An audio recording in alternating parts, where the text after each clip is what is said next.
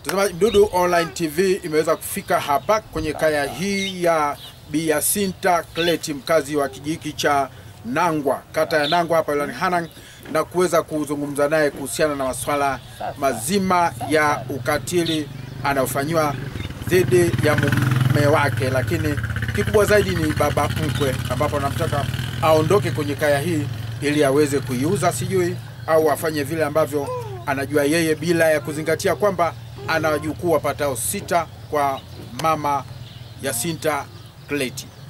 Nimeolewa hapa kwa familia hii. Mwanzoni nilipoolewa maisha yalikuwa mazuri, lakini baada ya kujifungua mtoto wa 3 maisha yakawa yameanza kubadilika. Mume wangu akawa anaendelea kunywa pombe hivyo hivyo kuanzia mwaka wa 2013, lakini baada ya hapo tukawa tunaendelea hivyo hivyo na maisha ya 2019 maisha yakawa magumu zaidi kupita kiasi. Baada ya hapo, kwa sababu yeye akilewa analeta fujo, analeta vurugu, anapiga, mimi nikaamua nikasogea nikawa nimeenda kuipangisha nyumba ya ng'ambo ya pili kule. Baada ya hapo yeye akawa, kwa sababu niliondoka na watoto wote, yeye akawa amekuja tena kunifuata huko. Sasa hata nikisema nisiongee naye, yeye ataongea na watoto. Akifika pale atauliza kuna chakula, akiambiwa hamna atauliza kuna unga. Kama hamna unga kama kuna unga atasema basi leteni tupike chakula. Wakati mimi sipo. Kama mimi nipo hawezi kuongea hivyo, au akilewa tu pia anaweza kawa anaongea hivyo, hamna shida. Baada ya hapo ndugu zake wakawa wameamua kumsogeza, wakampeleka Mwanza kwa nia ya kubadilisha hali ya hewa, wakasema labda itakuwa ni nafuu. Baada ya hapo, walipomchukua mimi nikaamua nirudi hapa, kwa sababu huko nilipo ni nyumba ya kupandisha. Nikasema nirudi hapa, kwa nini nitoe hela na wakati nyumba hii tulijenga? Basi nikawa nimerudi hapa 2022. Niliporudi baba mkwe alikuwepo hapa. Hii nyumba ni ya kwangu, ile ya kule ni ya kwake. Niliporudi hapa nilimkuta, nikamwambia baba, mimi nataka nirudi hapa, kwa nini nilipe kodi ya nyumba wakati hapo kuna nyumba tu na inaishi peke na hamna wa kukaa? Akaniambia basi sawa. Hiyo ni 2022. 2023 tukakaa. 2024 mwezi wa 4 akanitumia kitongoji kwamba mwambie aondoke, hiyo nyumba mimi nimeshaiuza, nataka waondoke. Kama anataka kuchukua nyumba yake kuanzia bati hadi kwenye jiwe achukue, lakini kama hataki kuchukua hivyo, tukienda kwenye kesi nitabeba hiyo nyumba, kesi hiyo atakayo kwenda kuifanyia huko, hiyo nyumba ndio gharama zake zitaingia kwenye hiyo nyumba. Ndivyo ilivyokuwa. Sasa baada ya hapo alivyonitumia kitongoji, mimi nikamwambia yeye habari ya kuniambia mimi niondoke, mimi nilishaondokaga na nimerudi. Sasa hivi akiniambia niondoke, labda nianze naye mkataba upya wa kuondoka. Ndio ikawa hivyo. Baada ya hapo, hiyo ilikuwa mwezi wa 4 2024. Akasema, akamtuma tena kitongoji mara ya pili. Kitongoji huyo akamwambia kwani aondoke aende wapi na watoto wote? Wakasema mimi hata sitaki kujua habari ya watoto wake, watajuana wenyewe na mume wake. Mume wake alishaondokaga, amemwacha yeye. Kwa hiyo yeye ndo anatakiwa aondoke. Baada ya hapo kitongoji akamwambia mimi siwezi nikamwambia hivyo, na kisheria hairuhusiwi kufanya hivyo. Akasema mimi ndo nimesema hiyo eneo niliwapa kwa muda. Akamuuliza kipindi ulipowapa hiyo eneo uliwaambiaje? Akasema mimi niliwaambia wajenge hapo nyumba ya muda. Nikamwambia muulize 2009 mpaka leo kuna muda kweli? Kuna serikali inayotambua habari hizo za muda kweli? Akasema ndio tutajua huko mbeleni. Basi sawa, ndio ikawa hivyo. 2024 hiyo mwezi wa 10, mwezi wa 7 hiyo akasema waambie mwezi wa 10 iwe mwisho waondoke. Tukakaa hiyo kuanzia mwezi wa 7 mpaka mwezi wa 10. Mwezi wa 11 ndio ile serikali za mitaa ikawa imevunjwa.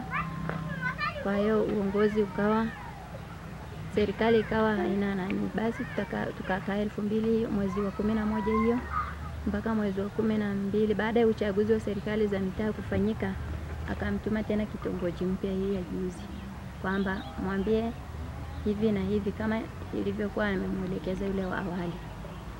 Basi yule wa awali akaja akaniuliza, nikamwambia hali halisi kama nilivyoeleza kwa awali kwamba anachokidai ni hicho. Akamwambia kama lengo ulilonitumia, kama unanituma kwa ajili ya hiyo, mimi siwezi nikafanya hiyo kazi. Mimi kesi ninayofanya hapa ni ya watu kupigana, habari ya usuluhishi wa maeneo na mengine, mimi hayo siyawezi kupeleka ngazi ya juu. Basi ndivyo ilivyokuwa. Na baada ya hapo yeye sasa ndo akanitumia mtu tena, akamwambia muulize anataka tuende mahakamani ama anataka kufanyaje. Nikamwambia huyo aliyemtuma, nikamwambia yeye aende tu kama ni mahakamani, sheria si haimuhimu mtu, sio sheria nakata kote kote. Kama ni kuniondoa hapa, labda yeye atabaki na watoto, mimi niondoke, mimi wala sina shida na eneo lake sana sana kama ni anataka kunitoa. Basi hivyo ilivyokuwa. Baadaye mwezi wa Januari hii mwaka huu sasa, yeye mwenyewe ndo akanifuata kwa miguu yake hapa, akaingia hapa akanisalimia, akaniambia hapo juzi nilikutumia watu kadha wa kadha. Nikamwambia majibu niliowapa walivyokuelezea ndivyo nilivyowaagiza mimi, kwamba kama unataka kunitoa hapa, kama utanitoa hapa kuna sehemu unanipeleka ni sawa, lakini mimi habari ya kuniambia niondoke hapa niende mahali sijui nisemeje. Basi ndio ikawa hivyo. Na hii juzi akaja tena tarehe 10 akaniambia nataka unipe majibu ya mwisho, unaondoka ama huondoki. Nikamwambia tutaisubiria hiyo tarehe ikifika. Si umeniambia niondoke tarehe 20, kwani tarehe 20 si haijafika, leo si tarehe 10. Basi siku hiyo ikifika ndio tutajua kama kuna kuondoka ama hakuna kuondoka. Uhusiano na mume wako mlianza lini mpaka mkafunga ndoa, au mnaishi hivi hivi? Na ndio uhusiano nilianza naye uhusiano 2007, tukaja yeye akanipeleka kwao tukaishi hivyo, lakini 2009 mwezi wa 7 ndio tukabariki ndoa. Na nini chanzo cha yeye au chanzo cha mgogoro mzima huu? Chanzo cha mgogoro wa maisha? Chanzo kubwa ni yeye anavyokunywa pombe, ndo chanzo kikubwa. Na baada ya yeye kuanza kuingia kwenye kulewa, ndo hivyo habari ya kusema najua matumizi ya nyumbani hiyo hajui. Na kabla hajajiingiza kwenye ulevi hali ilikuwaje? Mwanzo maisha yalikuwa mazuri. Na kwa kipindi chote hicho mpaka sasa mmezaa watoto wangapi? Nimezaa watoto 7, na uzao wa watoto 7, lakini na jumla ya watoto 9, ambapo mmoja sio riziki. Kwa hiyo watoto wanaoishi sasa ni watoto 8. Wale wa kwake ni wangapi na hao wengine baada ya mgogoro kutokea ni wangapi? Watoto wote ni wa kwake, lakini baada ya yeye kutoka hapo katikati, pamoja na kwamba kulikuwa na mgogoro, tulikuwa tunaishi hivyo, lakini watoto, kuna mtoto wa pili ilikuwa ni changamoto, ilikuwa hakai nyumbani, anaishi huko msituni. Baadaye mimi nikaongea na dada zake kwamba angalau hata tuwabadilishe mazingira, au hata miaka yazidi kusogea na yeye apate akili, angalau hata maliza darasa la 7. Akasema basi sawa. Akasema basi waje na babao ili wakae wote. Huyo mmoja ndio mwenye shida, lakini huyo mwingine tulimweka hapo karibu ili wawe wawili. Na sasa huu ukatili anaokufanyia, ili hali anajua kwamba wewe una watoto na familia ya watoto 6 waliobaki hapo, umechangia kwa kiasi gani hali ya lishe kwa watoto wako? Changamoto ni nyingi. Tunamshukuru Mwenyezi Mungu kwa sababu tu wazima. Kwa ujumla hali ya maisha ni magumu, kwa sababu kama hauna shamba mahindi ni haya ya kununua, ukipata siku nyingine tunaweza tukawa tumekosa kabisa hata unga wa kukorogea uji. Hivyo tunamshukuru Mwenyezi Mungu. Ukipata angalau kibarua, mimi mara nyingi kibarua ninayofanya ni pengine ya masaa, nikipata hiyo shilingi 3,000 naweza nikabajetia ninunue kilo ya unga, nyingine ninunue mkaa na mboga hapo, au ikikosekana sana tukoroge uji tunywe na watoto tulale. Sasa yeye amekwenda Mwanza tangu lini na mpaka sasa, labda na mawasiliano kwa kiwango gani? Yeye ameondoka hapa 2024 mwezi wa pili. Kwa mawasiliano, kupiga simu, anaweza akapiga simu, lakini kabla hata ya kuondoka, mimi nilishamwacha kwenye mahesabu ya kwamba atoe matumizi, kwa sababu yake hela zake atakazopata hapo lazima apeleke huko kwenye pombe. Na changamoto kubwa kipindi alipokuwa hapa, unaweza ukanunua debe au ukanunua zaidi ya kilo 2 ya unga, lakini ikibaki yeye akiukuta ubebe upeleke huko mitaa ya juu kwenye pombe. Kwa hiyo ninavyoona sasa hivi tangu alipoondoka, angalau sasa nikinunua hata nusu debe nikiweka hapo ndani, sasa hivi ni nafuu, kwa sababu hamna atakayechukua. Kuna kipindi nilikuwa nafuma masweta, kwenye ule uzi wa masweta kuna itaga kaunta. Kwa hiyo kwenye ile kaunta moja kuna pisi 10. Kwa hiyo unaweza ukawa ukinunua zile kaunta ukafuma masweta, na yeye akikuta imebaki lazima ataibeba. Kwa hiyo yeye hamna kitu ambacho, yani wewe weka hapa tu, hamna kitu ambacho ukiacha hapo ambacho anaweza akawa anaipatia kipato, lazima ibebe. Na bado unampenda mume wako? Mwanzoni nilisema kwamba kupenda ni kitu ambacho kipo moyoni, sio? Sasa hivi hata nikisema simpendi nitakuwa ninadanganya, kwa sababu bado majukumu yaliyopo mbele yangu ni makubwa, ikiwemo swala la matumizi, lakini pamoja na watoto umri walionao sasa hivi ni kwenda shuleni.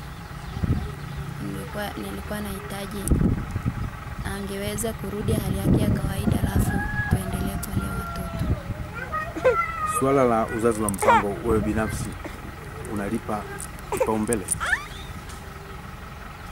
Mwanzoni sawa, nilitumia uzazi wa mpango, lakini baadaye ikawa imeniletea shida, nikaamua niache tu kuitumia hivyo, japokuwa katika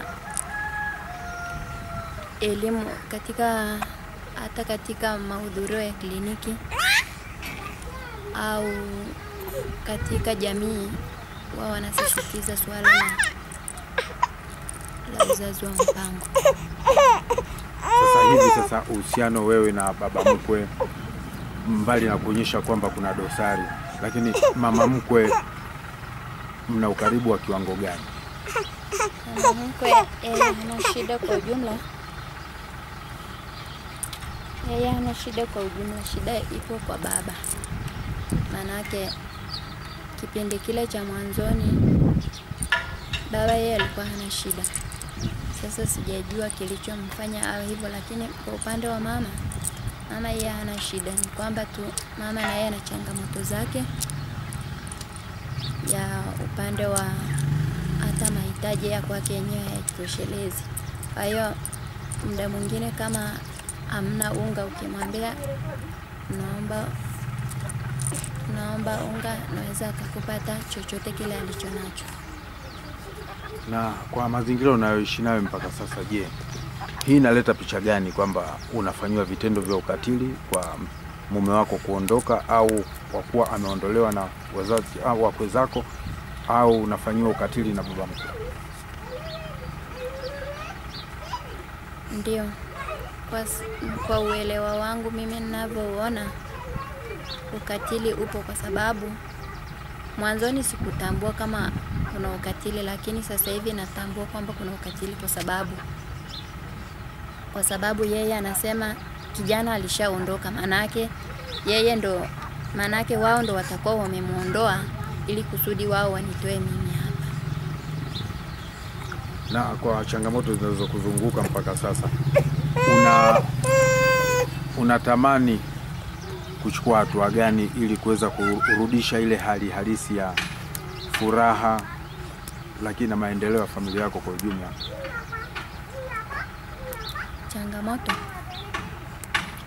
Kwa changamoto zinazokukabili hivi sasa, mipango yako ni ipi kuhakikisha kwamba unaondokana na changamoto hizi? Changamoto ipo nyingi. Kuna wakati ilifika nilikuwa hata sitamani kuishi katika dunia hii, nikasema nina maana gani ya kuishi katika dunia hii? Kwa ujumla nilikuwa nimekata tamaa, wewe sema tu ni kwamba sijachukua sumu au sijachukua kamba. Nilikuwa najiuliza kwamba hivyo au waliokuwa wanajinyonga au wanaochukua kamba sio kwamba wamechukua tu hivi, bali kulikuwa kuna sababu. Lakini kwa sababu mimi ni Mkristo, na mara nyingi katika maandiko tunasomewa kwamba au tunasikiliza kwamba kukata tamaa ni dhambi kubwa ambayo pengine hata ielezeke, lakini naendelea kumwomba Mwenyezi Mungu aendelee kunitia nguvu na ujasiri. Mtazamaji, usisahau kusubscribe lakini pia na kushare. Hii ni Mdudu Online TV. Una mpango wote wa kumpeleka ustawi wa jamii? Mimi kwa akili yangu ninavyowaza kumpeleka ustawi wa jamii, kuna wakati nilikuwa nawaza kweli nimpeleke, lakini ukiangalia hali halisi kwamba mtu unayempeleka ni mtu aina gani, yeye mwenyewe ukimwambia habari hizo na kuambia tena mpaka sasa hivi umechelewa. Kwa nini hujanipeleka mpaka sasa hivi? Ukinipeleka huko ndo mimi, yeye anavyonielezea anasema mimi ukinipeleka huko ndo nitapata unafuu, kwa sababu kule kwanza nitakula bure, sabuni bure huko. Babake ashawahi kumpeleka rumande akawa mkaa siku 21. Kwa hiyo yeye hajali hilo, anasema kule ni raha, hamna shida. Sasa mtu aina hii unamfanyaje? Nilishawahi kumuingiza kituo cha polisi Katesh. Amekaa kule siku 4, wala alikuwa hajali. Yeye kwake kule ni furaha, anasema huku kwanza ni raha. Chakula ukiletewa sawa, usipoletewa pia sawa.